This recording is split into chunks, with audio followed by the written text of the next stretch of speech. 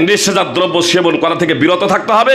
শুধু নিজেই নেশাজাত দ্রব্য সেবন করা থেকে বিরত থাকবো এমনটি নয়, বরং নেশাজাত দ্রব্য বিক্রয় করাটাও অবৈধ।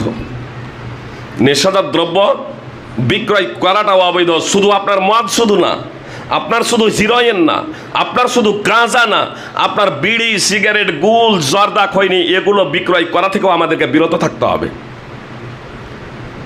তাবিজ ব্যবহার করা অবৈধ, তাবিজ ব্যবহার করা শিরক, তো তা বিক্রয় করাবো শিরক। জি, তা বিক্রয় করাবো শিরক। আপনার লটারি, জুয়া হারাম, তা বিক্রয় করাবো হারাম। শুধু তাই নয়, কেউ আপনাকে জিজ্ঞেস করছে, ভাই এখানে মদ কোন দোকানে পাওয়া যাবে? আপনি মদ খান না, আপনি মদ বিক্রয় করেন না, আপনি বলছেন ওই দোকানটাই মদ পাওয়া যাবে, এই দিকে নির্দেশনা দেওয়া এটাও হারাম সুপ্রিয় ভাই এবং বোন। এজন্য আমাদেরকে